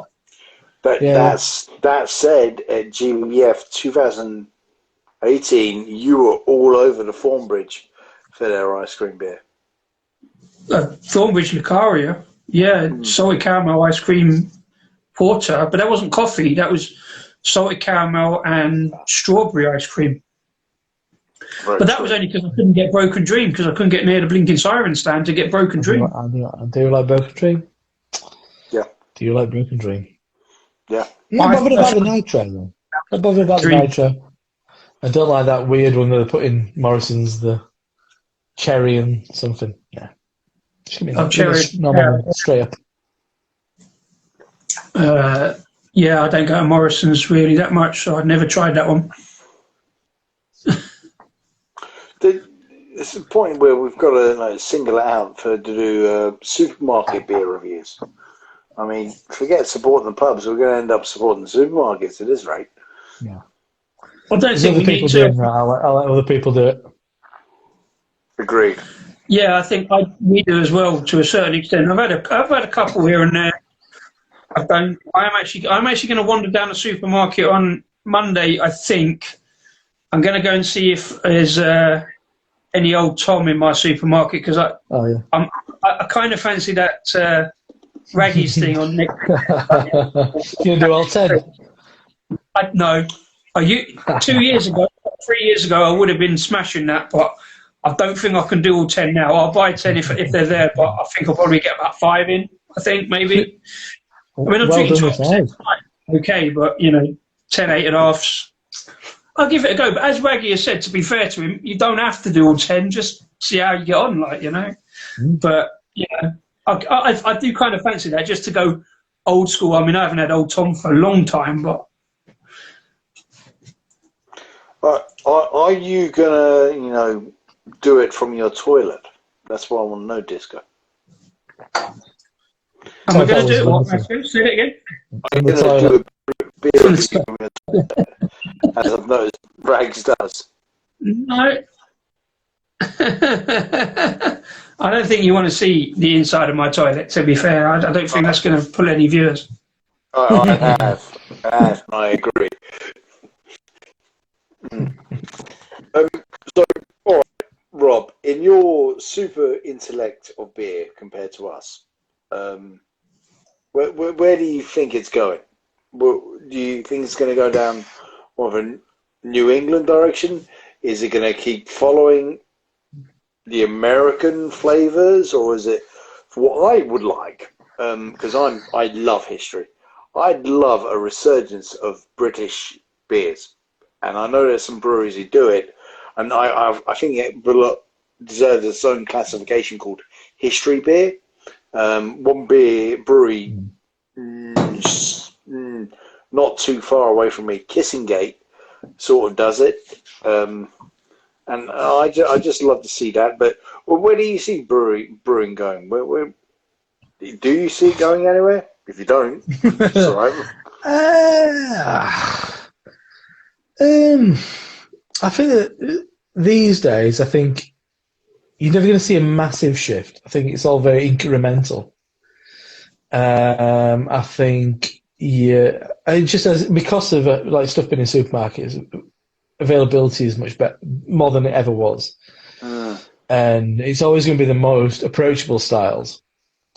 So at the moment, New England IPA is the most approachable style, and I think it's inevitable that IPA, in whatever form that it takes. See, I think something like that is the natural evolution of IPA, where it's somewhere in between. You're bringing in drinkability, a little bit more clarity. It's not excessively kind of like thick or anything like that, or turbid or hard work. So drinkability, I think, should come back. I don't think that's a bad thing. But beer's changed massively even since I started getting into beer, and because there's a lot more people into it, and they're into it for different reasons. I think it's changed beyond kind of recognition in a lot of ways. People always kind of say, "Oh, is this the year of lager?" But I think more than ever, is there a particular channel that says that? Yes, I continuously pull him up on about it. I always thought. So was it the year of lager? I think there are more lagers. I mean, I think I probably drink more good lagers than I ever did before. So I think that's probably a good thing. And talking to the owners of Lost and Grounded and understanding what they're doing and how they've managed to like squeeze like multinationals off of taps in London and how many accounts they've got in London, that's a good thing. And that's where you make kind of ground in a mainstream way. But as far as like we go, like the enthusiast, the evangelist, whatever you want to call yourself, I think we'll always be kind of like following it closer than anybody else will, because it's what you're into, innit? It's like so. But even for us, I don't think you'll see too much change. Fads will come and go. I mean, all these silly, excessively sweet, kind of fruited beers, what look like kind of like fruit puree, be photographed in like a hollowed out light bulb, some ridiculous fucking ex-limoncello bottle or something, which is shaped like a gondola or something. All that bullshit. That will continue, because that's a different part of this kind of this world in a way. I mean, we exist on Instagram, but I mean, I don't think you guys are going to have like your Iceman pour of your triple fruited goes. because that's not where you come at it from, and that's not why you're into it. You're not showing off. I guess that's there's that show off element of beer. So I think it will evolve, and with technique, and I mean, America will no doubt take the lead, because I'd say it is probably the most progressive kind of craft beer scene in the world. We're not far behind at all. I mean, as far as quality goes, yeah, not far behind at all. I mean, yeah. I mean, they're just bigger. I mean, you think of breweries who everybody's going nuts for, trying to trade for over here, like Trillium and Treehouse and stuff. Size of that brewery to North, Cloudwater, name another kind of like Verdant, they're tiny in comparison. I mean, yeah, so... well, fair enough. It's a different scale, isn't it? So.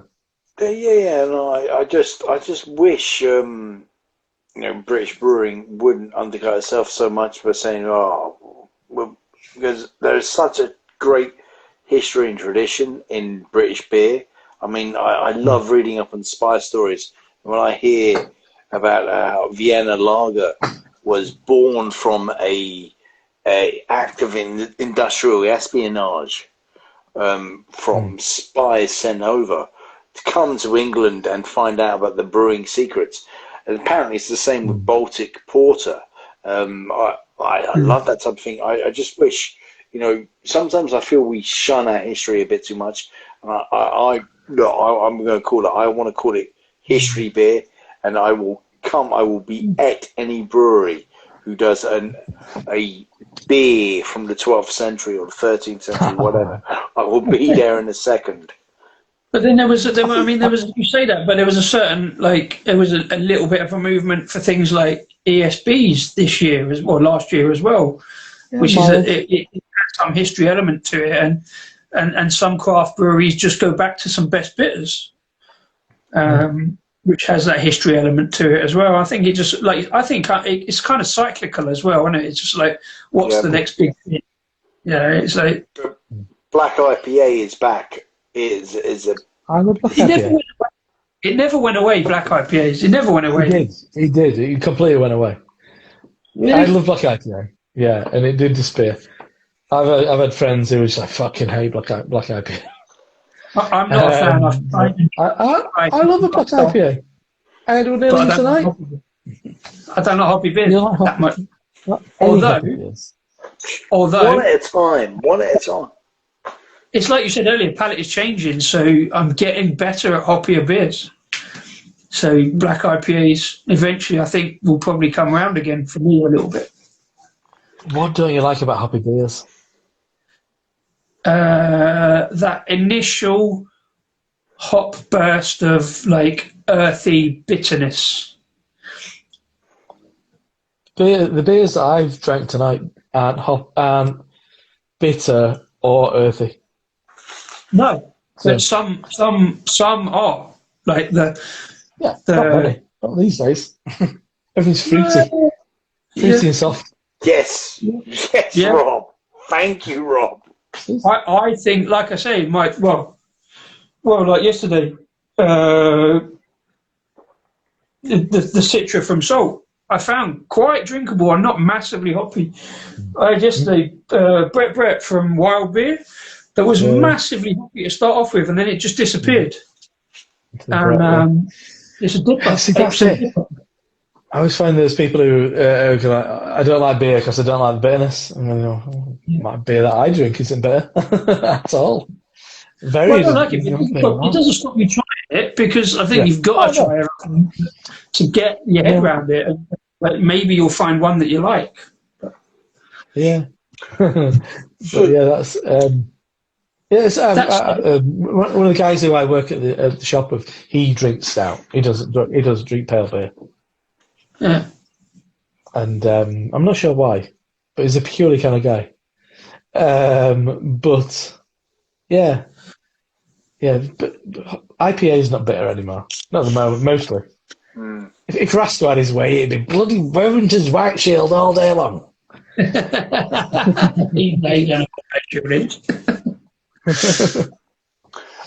I'm not sure IPA is even IPA anymore, because the fact is it's diversified so much. But what is IPA? Yes, what is it? I was reading Roger Proltz's book on it, and it kind of leans in that direction of what is IPA. And that's the beauty and the annoyance of it. Fair play to it. I love the drink. Well, it currently stands for Interesting Perspective Ale. I'm all for that. No, Good. that'd be massively pretentious. Good. And that would go either way, a diverse version of IPA. Rob, all you're going to do is a beer review, because you pretty much have done for the whole. I've run out. Go on. Are you going to give us the whole Hi, I'm Rob from Hopzine? It's such a weird thing. I mean, I was thinking about this earlier. I completely would have done your review, but you kept me talking. And just that idea of like going into that spiel, just like it's a moment. I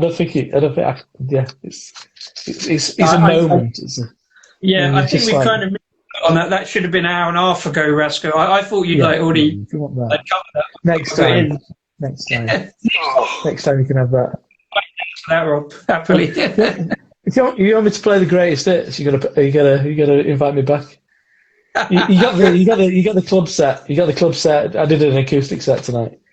The greatest hits then. I think Rob, next time, hopefully, it will be on YouTube, because Rasco's been going on to me about going onto YouTube rather than Instagram. So we said we'd go to a year. We said we'd do 50 or 52, and we're on 48. So hopefully next time, come and see us on YouTube, I reckon.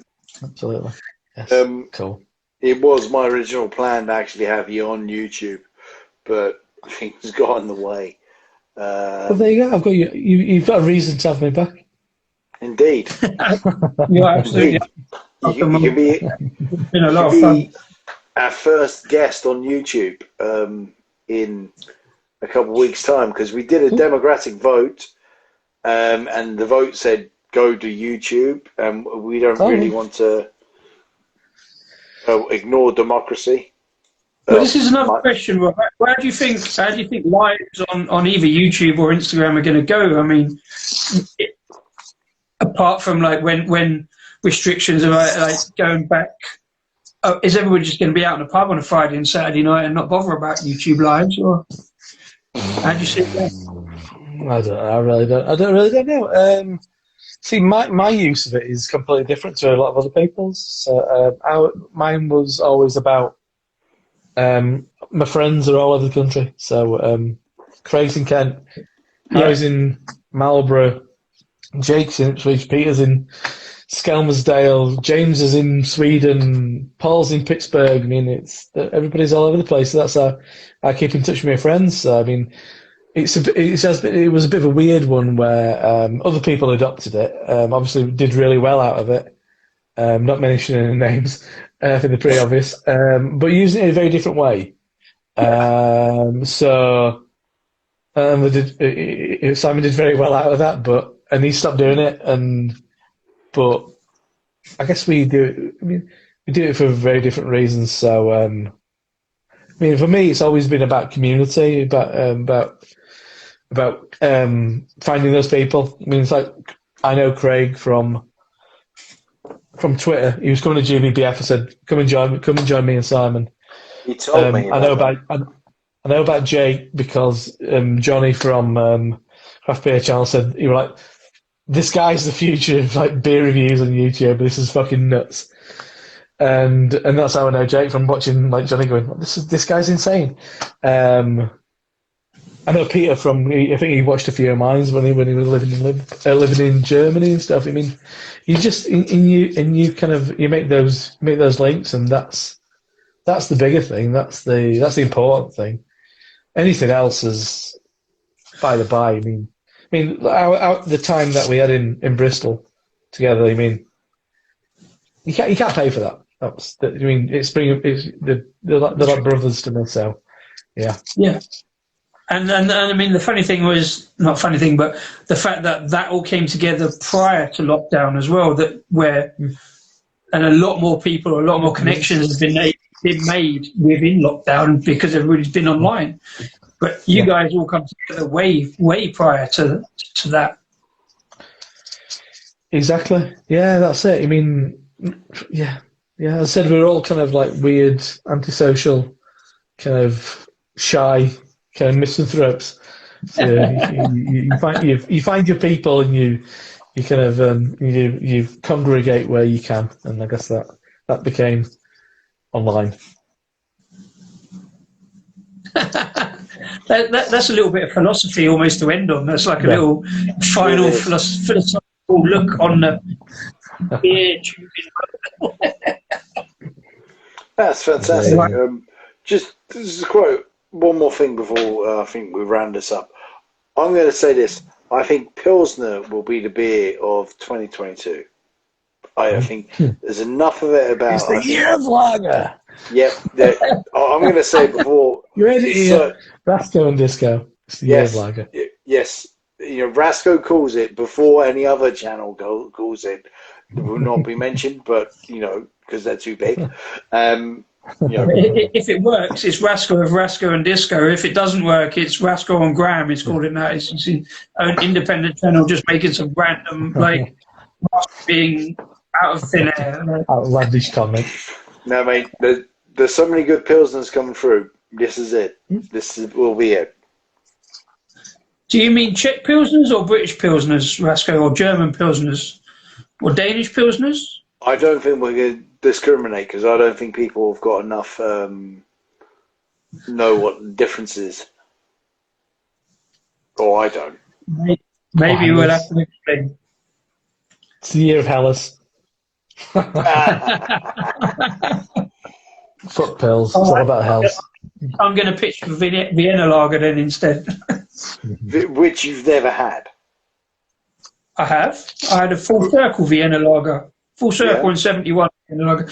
It's. I did a review of it, Rasco. You should check out our Rasco and Disco beer review.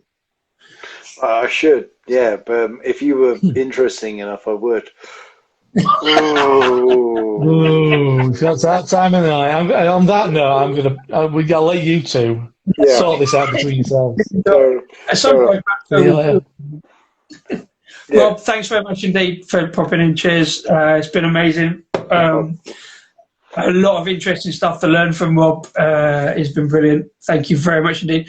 Thanks to everybody in the comments, by the way. I'm sorry we haven't really got to many comments because it's been scrolling through. And when there's 3 people on the screen, it's kind of difficult because I'm concentrating on what Rob's saying. I'm concentrating on slagging off Rasco. I mean, what Rasco is saying, and he's doing the same to me. So it's been a really good one tonight, Rasco. I've really enjoyed chatting to Rob.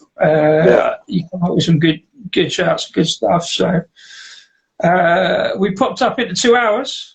We always try and keep it to an hour and a half, but 2 hours because Rob has been so interesting and had such a lot to say. No, it's been a fantastic show. Thank you for everyone who's watching, will be watching. Like and subscribe. And yes. I think it's time to say believe enough to lose control. Believe enough to lose control. Good night, everyone. Cheers, Adios. yes.